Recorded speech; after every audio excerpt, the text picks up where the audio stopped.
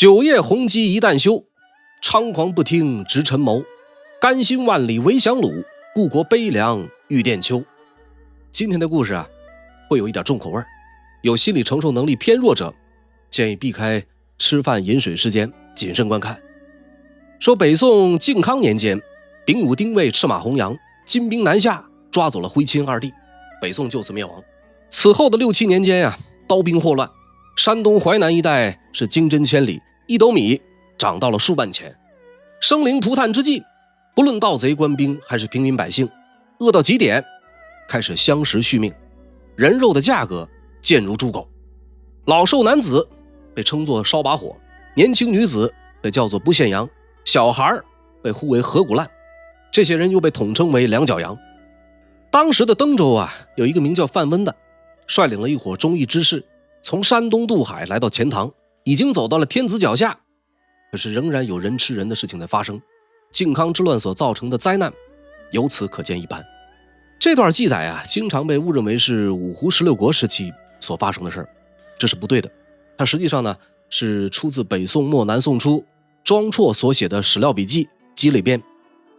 有关靖康之乱啊，已经跟大家聊过了2期，这一集将会以汴京城破做一个完结，讲一讲金军再度南下，北宋灭亡之前孤立无援的第2次汴京保卫战。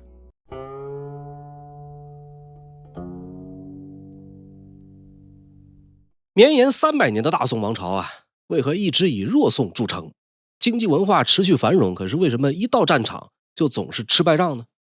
如果单看宋朝的军事策略，总结起来可以是3句话，分别是皇帝爱管事儿，挨打就缩脖，讲和当朋友。这里的皇帝爱管事儿，在宋朝啊叫做将从中御，这是一项由来已久的传统。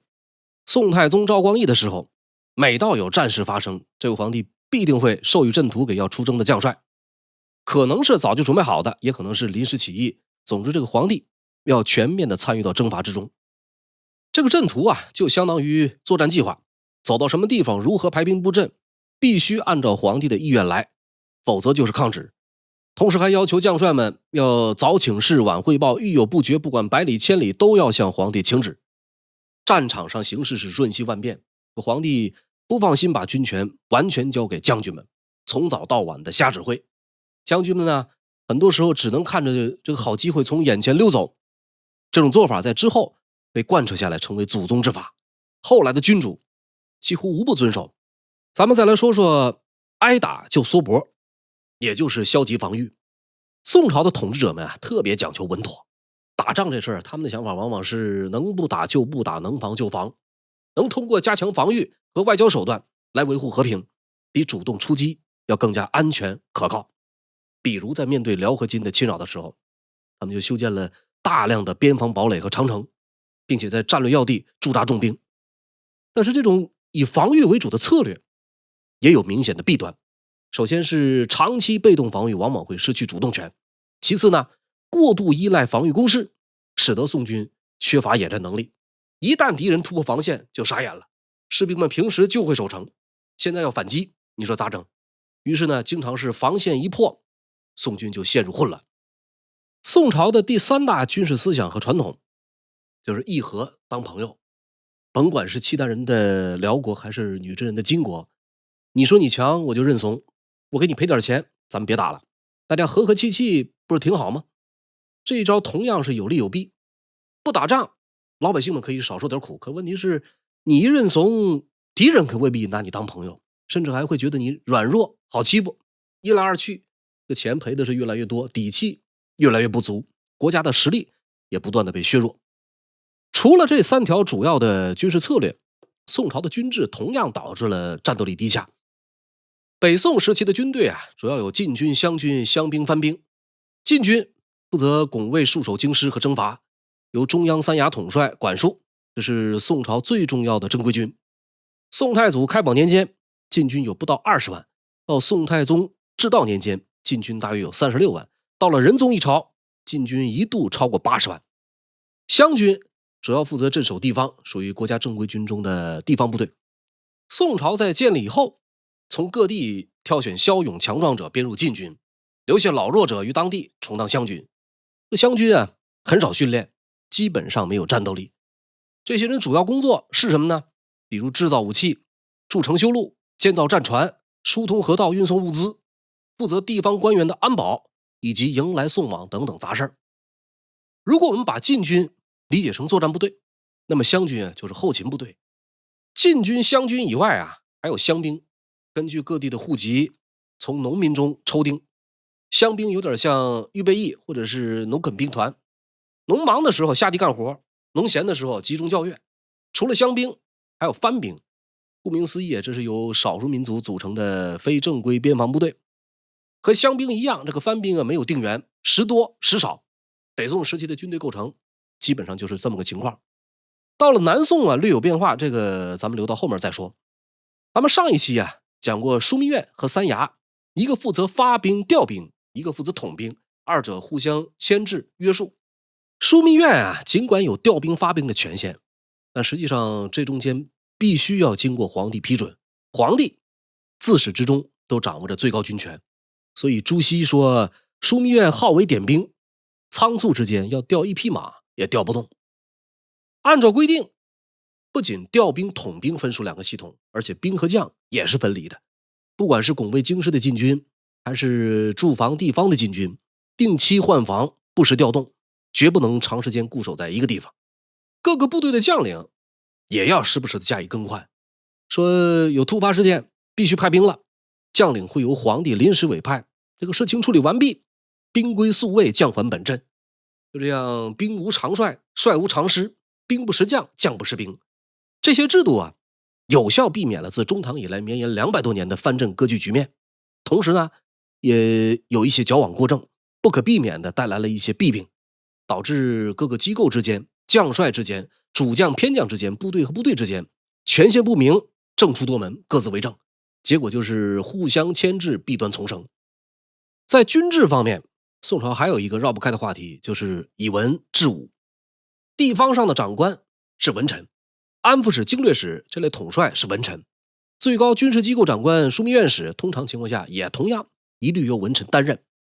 甭管在哪儿，武将永远敌文官一头，一味的崇文抑武，就必然会挫伤武臣们的自信心、自尊心。综上所述，所有这一切完全违背了前线指挥作战因地制宜、随机应变的客观规律，久而久之，使得大宋在军事上一蹶不振，吃败仗成了家常便饭。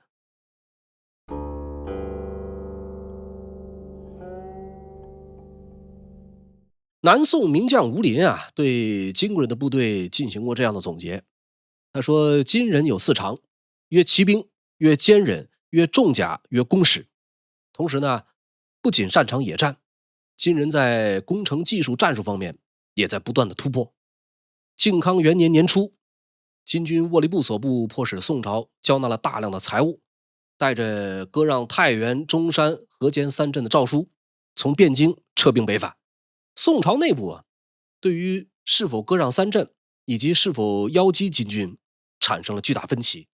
李纲和崇师道建议肆其半渡而击之，主和派的吴敏、耿南仲等人在黄河边上竖起大旗，严令军队不得绕过大旗追击金兵，否则一律处死。尚书右丞李纲很快提出了一个建议，他说应该按照过去澶渊之盟的规矩，派遣大军护送金军离境。钦宗皇帝最终同意了他的提议，李纲立刻派兵10余万，分道并进，同时给出了这样一条命令：夺便利可击，即击之；金人后载而归，辎重极重，屈辱妇女，不可胜计，弃骄甚，击之，绝有可胜之理。由此，宋军将士踊跃前行。他们在过了行州以后，终于追上金军，双方的距离只有20多里。就在前线的宋军准备痛击敌人的时候，朝廷又来了新的命令。皇帝想要让他们去应付因为信息传递有延迟，当时还没有撤兵的金国西路军，发金牌，将已经靠近沃利部所部的所有部队全部予以召回。李纲在这个时候选择进攻面圣，据理力争。于是皇帝又同意继续追袭。这样一来一回，沃利部已经走远，宋军将士也知道朝廷意见不统一，也就懒得继续卖命，不再有邀击的想法。这个疆土始终是最复杂的问题。沃利部带着诏书，还带着人质肃王赵书以及割地使张邦昌等人回师的路上，想要接收中山、河间，但是被城上士兵严词拒绝。三镇拱手相让，就约等于把河北、山西送给金人。宋钦宗这会儿也终于意识到了自己的草率，向三镇下发抵抗的诏书，又派遣崇师道、姚贾、崇世忠3员大将领兵分别支援。从金国人的视角来看，宋钦宗没有遵守割地的盟约，期间还试图招降金国的官员，和他老爹宋徽宗一样不讲诚信。而在宋朝君臣看来呢，沃离部答应好的过河就放回肃王没有兑现，年罕的西路军没有按照约定及时撤兵，宋金双方很快有了新的矛盾点，一场更大规模的战争已经不可避免。两家最初的焦点集中在了太原。靖康元年的2月，年罕想着去接收太原，但是遭到反抗，于是从后方运来大量的重型工程装备，开始集中火力猛攻太原。金国人的工程器械当中有一种叫做炮的玩意儿，以鼓声为号，同时发射，威力巨大。这是专门以投石、抛石进行摧毁杀伤的一种远距离攻击重器。根据同时期的有关文献记载，这个炮乃是军中利器，攻守施行都可以用，尤其是城池攻防战，攻者得用炮之术，则城无不拔；守者得用炮之术，则可以制敌。对于攻守双方而言在所有战器中，威力最强且最令人心惊胆寒的就是这种炮，而且成败攸关，不可取代。炮车通常需要几十人甚至数百人来拽动，有专门的1到2人负责定放，根据不同距离、规格、作用，当时的炮具有近20种之多。说金军投入了数十部投石炮车攻打太原，太原的城楼只要被炮石击中就会发生局部坍塌。宋军是如何应对的呢？在迅速抢修的同时，他们用棉被和装满糟糠的麻袋一层层铺在城楼上，炮石打到麻袋上面，冲击力明显减小。太原的城外有一条2丈宽的护城河，金军断绝了水道，这个护城河这个时候已经成了护城壕沟。金人研究了一种新的动子车，说这种车用木料做成，车下有轮子，车的中间是空的，就好像一个移动的小房间。金军在动子车里边放上木头，藏好士兵，攻城的时候就把这车子推到护城壕沟边上，车里的人把木头丢进壕沟，久而久之就填平了这个壕沟，士兵们可以轻而易举的越过城壕，给守城的宋军造成了极大的压力。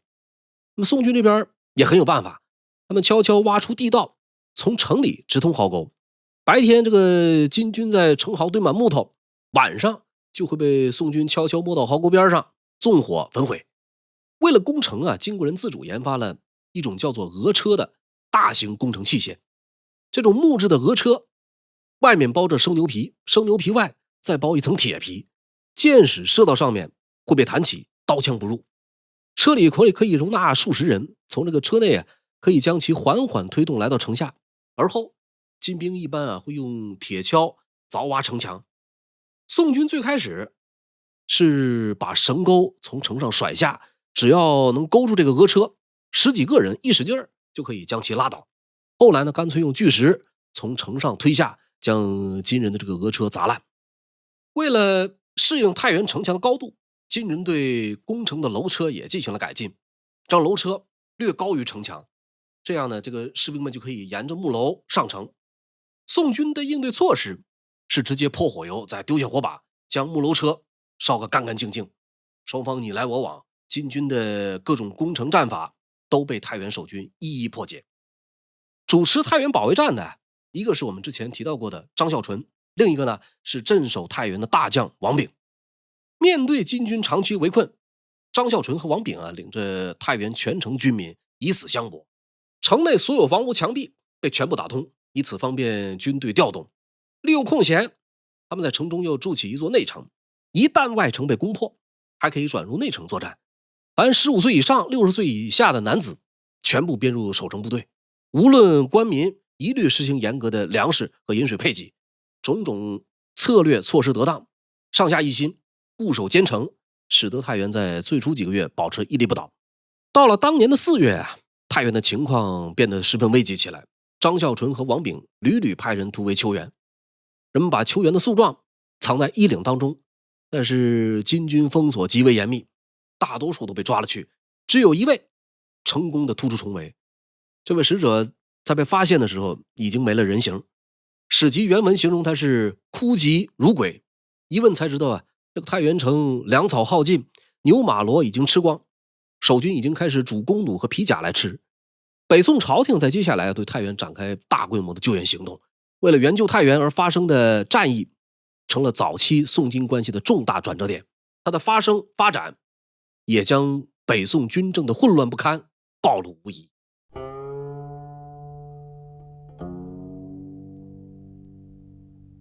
从靖康元年年初沃黎部退师以后，北宋在河东河北两个地区主要依靠的有3员大将，分别是崇师道、姚贾、崇师中。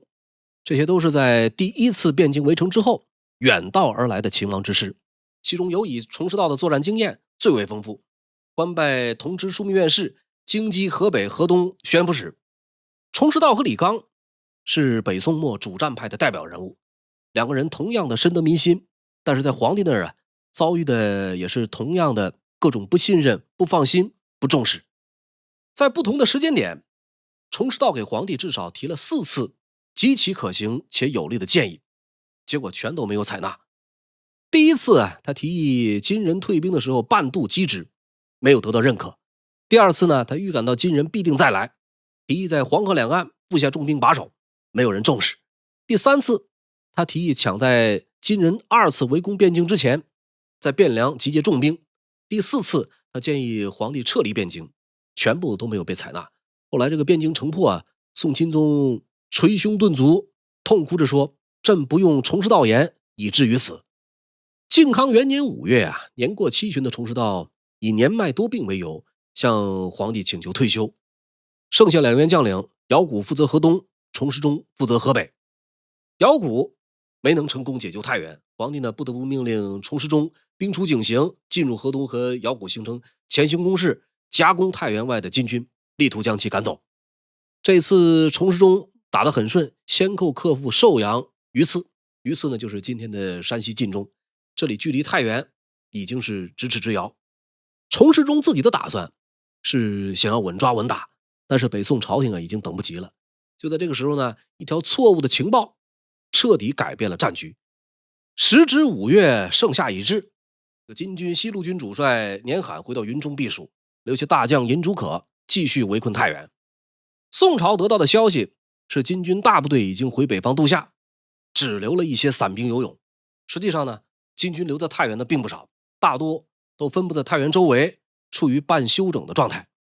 宋廷知枢密院事许汉轻信了错误情报，逼着姚贾和崇师中出兵，不出兵进攻就治他们斗挠之罪。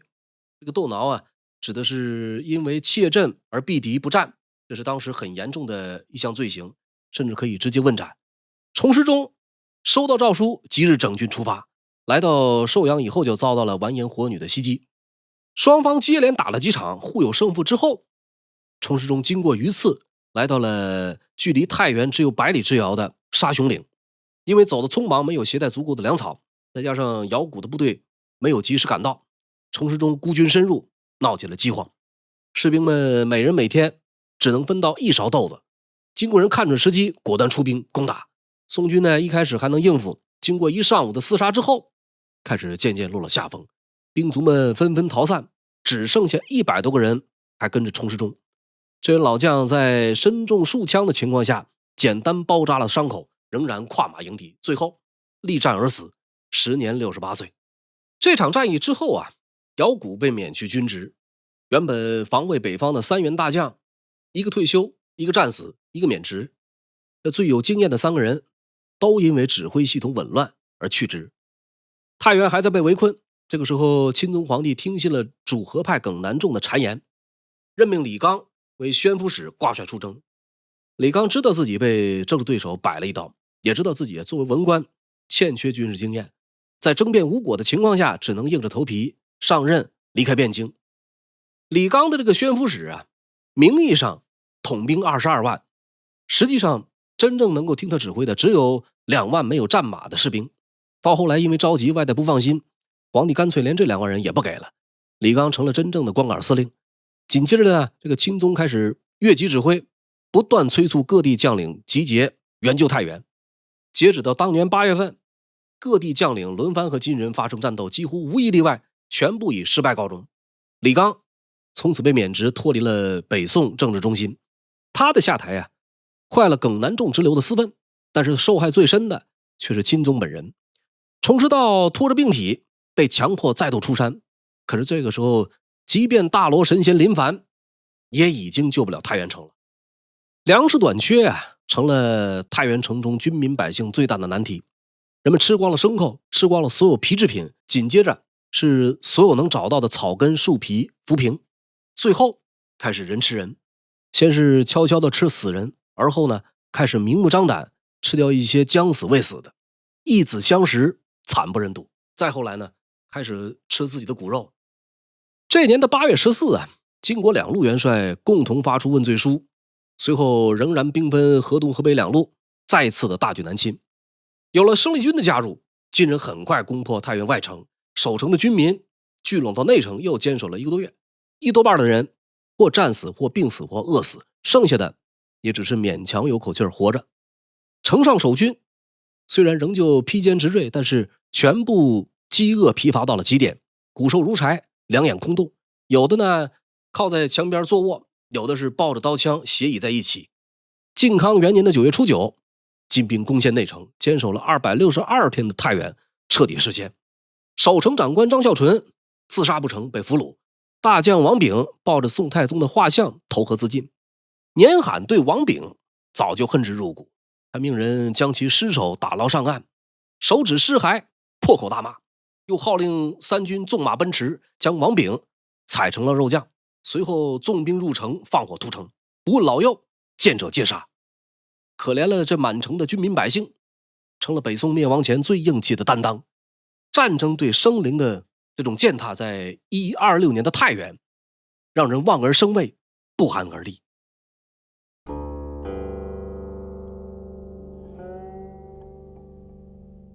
太原失陷1个多月以后啊，金军右副元帅沃利布攻克真定。真定知府李淼城仆被俘，他是拒不下跪，赐酒不喝，劝他按照金人帅气的发型剃发投降，他直接剃了个光头，表示要当和尚。最后呢，被年罕下令处死。左副元帅年罕在打下太原以后，很快又攻下汾州，就是今天山西汾阳。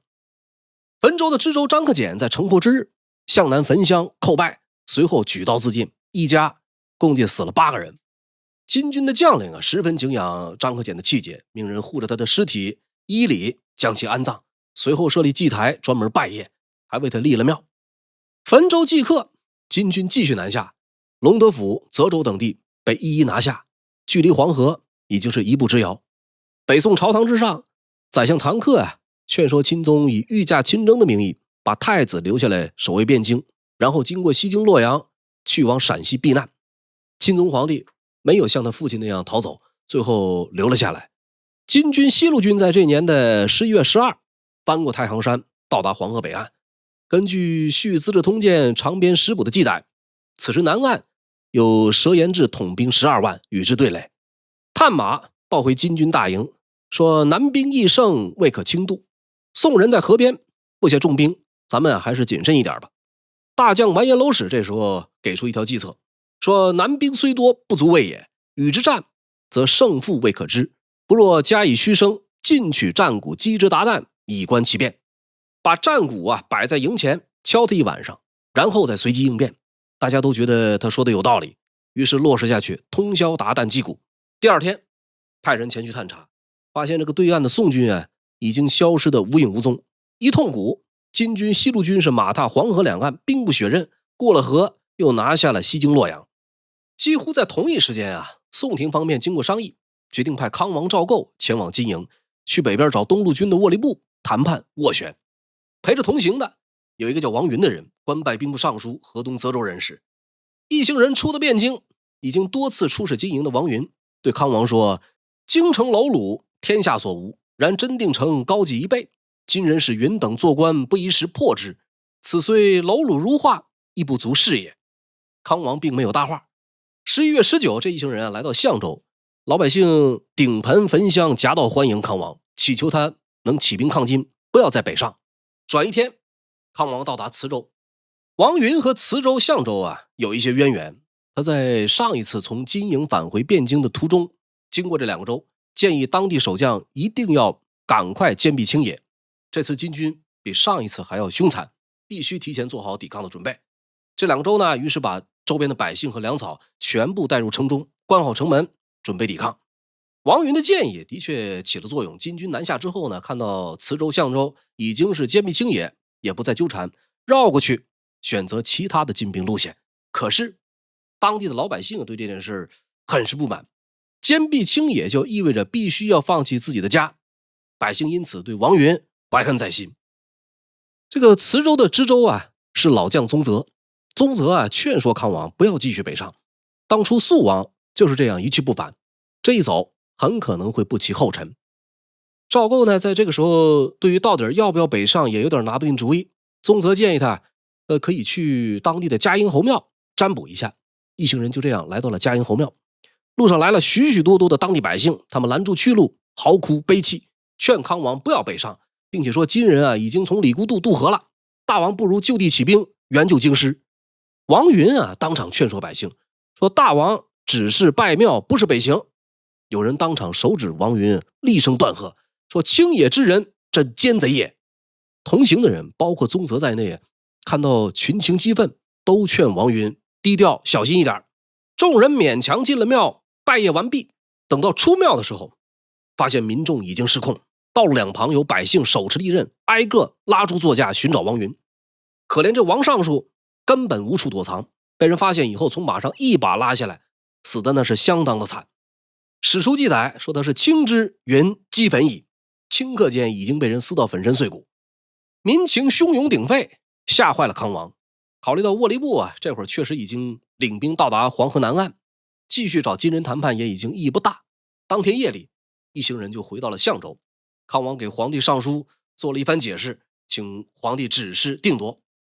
正是在象州，有一位文武全才的大英雄投到康王麾下，康王也逐渐拥有了独立性，成为了抗击金军的领袖。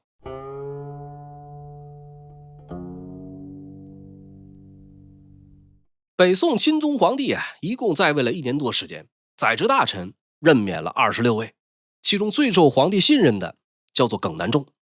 耿南仲开封人士，元丰5年的进士，怯于攻战，勇于私斗。宋朝有不少这样的士大夫，这些人当中，如果说到治国救国全无方略，彼此间勾心斗角玩弄权术，却又有足够的聪明才智，耿南仲绝对是这其中的一个典型。钦宗继位之前，耿南仲当过14年的皇太子官僚。钦宗继位第3天就提拔耿南仲为签书枢密院事，而后又升为尚书左丞。这是一位极度害怕金军的副宰相，甚至有过一度逃离汴京的经历，但是仍然深得钦宗皇帝的信任。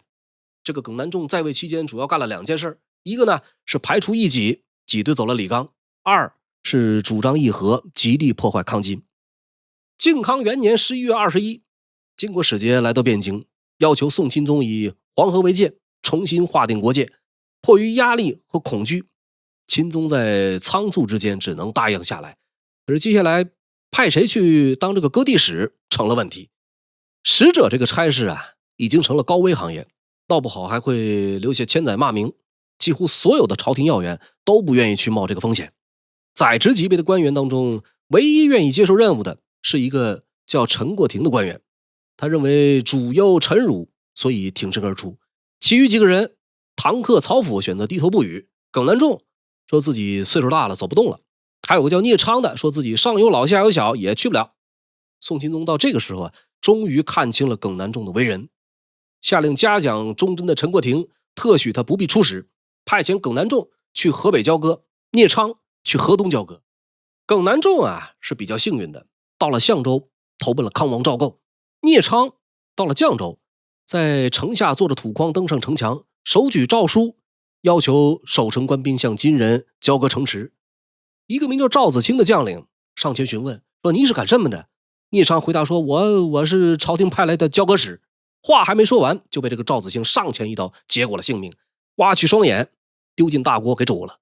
这年的11月24，金国东路军再度兵临汴京城下，第2次汴京保卫战就此打响。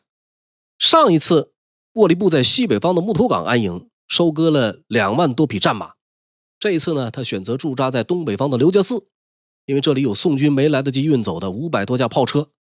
此时的汴京城内，大部分数位部队已经派去北方，满打满算还有7万人，人手严重不足，而且战斗力不强。仓促之间，四方兵将不至，无以守于汉城。于是在京城应试的武举人、太学生里面的主战派都被授予官职，参加守城。百姓中有稍微练过武的，市井间有壮勇敢战的，也被编入部队参战。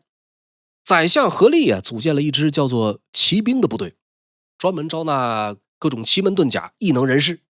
这是大宋开国以来唯一一次为了御敌而成立的特别部队。通俗一点理解，我们可以把它命名为东京神棍局。神棍局里有一位北宋末年的头号大骗子、民间影帝，此人号称可以撒豆成兵、遁地无形，他的名字叫做郭京。说金军在刘家寺休整3天，随后选择在汴京东水门发起了第1次攻城。范琼领兵出城烧了金军营寨，暂时将敌军击退。几天以后，金军再度攻打单立水门，被统治姚有仲以神臂弓击退。几乎在同一时间，又有一个不利因素出现。闰11月初2，年罕的西路军也来到了汴京，他们选择在城南一个叫做青城的地方安营。年初的第1次汴京保卫战，面对的只有沃利部这一路兵马，需要重点防守的只有西北2面城墙，东南2面还可以正常的开放通行。这次呢，沃利部主攻东面，年罕主攻南面，同时还用上了围攻太原时的锁城法，在4个方向分别扎下很多小寨。整个汴京里不出外不进，就像被一条锁链牢牢锁住了一样。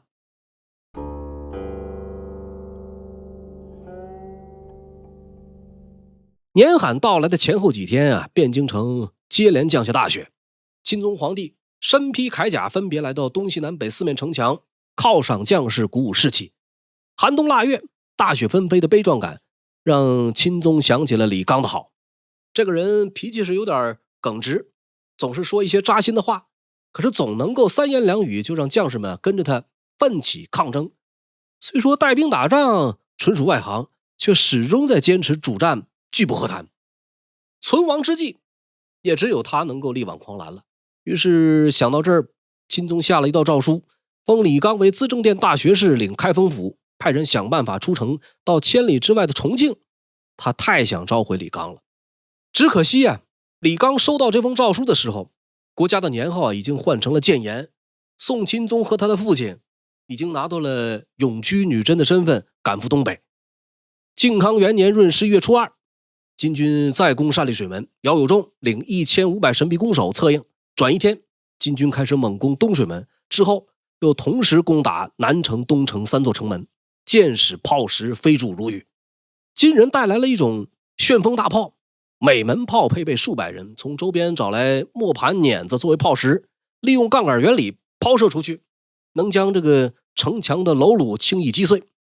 宋军遗留在刘家寺内500大炮也被金人派上用场，接连几天数百大炮同时发射。城内守军用缆绳结成大网，预拦截炮石，在城墙上楼橹上铺盖棉被、麻袋、湿马粪，也只能是勉强应付，始终无法完全消减金军大炮的威力。动子车、俄车、云车、火梯等等器械也被拉来轮番招呼。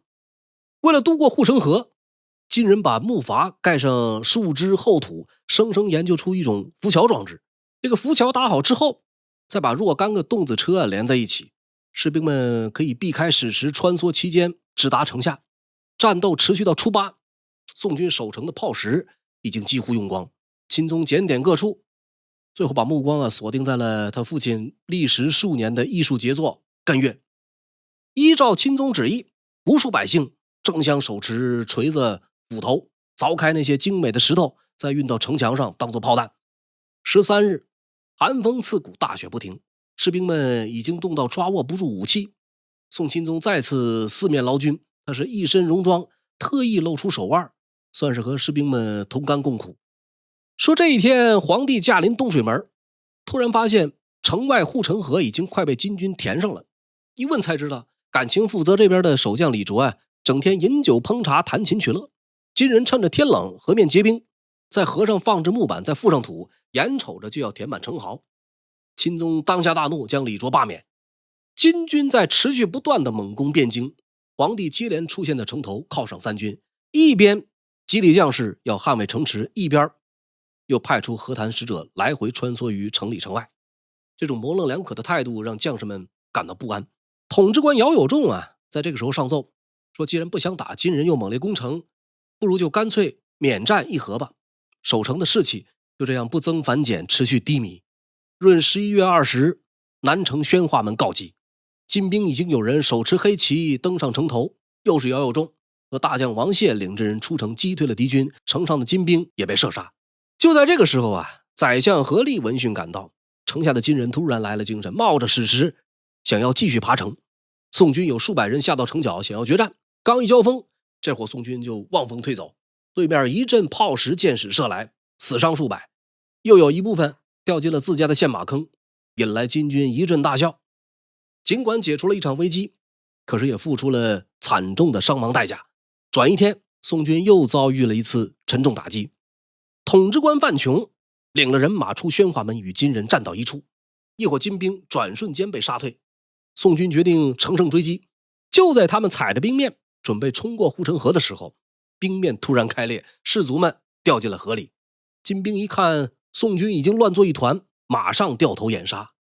宋军出城的时候有1000人，回来了一半都不到，士气由此再次受到挫折。金人再转一天又来攻打宣化门，带着大量的火梯、云梯、壕桥蜂拥而至，又推来了对楼5座。城上用撞杆撞倒了3座以后，立刻扔下草火加以焚烧，干柴烈火一股风就把自己这边的楼炉给引着了火。金兵借着火势登上城墙，被宋军击退，双方不断缠斗厮杀，城壕也已经被填成了平地。城上的人渐渐步入了恐慌，也不管城下有没有人，一股脑的发射箭矢炮石，但凡有劝说节省炮弹的都被当成奸细杀掉。一场大战，城墙已经是残缺不全，宋军的将士士气降到了谷底。国之将亡，必有妖孽，神棍局头号特工郭京在这时候闪亮登场。郭京说自己擅长6甲兵法，这种兵法需要用7770人，行起法来可以召唤风雨雷电，可以肉身飞越千里万里，能避开水火刀兵，能抵挡100万之众，生擒年喊握雷部，就好比探囊取物。宋廷从皇帝到宰相对这厮是深信不疑，人们对郭仙师寄予厚望。当问到如何打仗的时候，郭仙师表示他的兵根本不用打仗，放出去只管砍头就是了。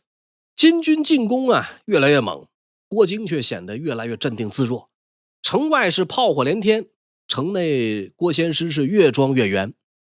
闰11月25这天，宰相何力亲自来请郭京，说国家已经到了最危急的时刻了，您再不出兵，金人就要打进来了。郭京决定当天就要出战，于是他来到了宣化门，先命人在城墙上挂起天王旗，随后打开城门，派他的人马出战，他自己站在城头督战。周围什么围观的、起哄的、守城的，一概不准停留观望，全部被赶下城去。只有张叔夜，就是《水浒传》里边梁山招安的那位，领了几百人站在宣化门的瓮城上作为护卫。整个战斗过程极为简单干脆。根据《金史火女传》的记载，宋将郭京出兵数万，去楼使营，火女从旁奋击，敌乱遂破之。简单说就是一个照面就被金军冲散，瞬间结束战斗。神棍局冉冉升起的一颗新星，北宋100余年头号大骗子郭京现了原形。留在瓮城的张叔夜在慌乱中下令关闭城门，郭仙师就在关门前的那一瞬间趁乱溜出城跑了路。这个城门好歹是关上了，可是金军刚好利用了城上空虚的时间差，迅速杀到登上城墙。刚开始是10几人，很快上来了数百人，被郭京赶下城的守军们来不及登城，金军的黑旗已经插得到处都是。少数城墙上的宋军望风而逃，城门很快被占领，金兵是潮水一般涌入，整个外城依照从南向北的顺序是接连崩溃，汴京城就此告破。读历史知善恶，这是烽火赵东南，慢聊两宋烟云的第9集，片中内容重点参考官修正史。如果喜欢我的节目，欢迎订阅我的频道并打开小铃铛。金军已经攻陷汴京外城，接下来会是徽钦二帝极度屈辱的开始，北宋即将灭亡。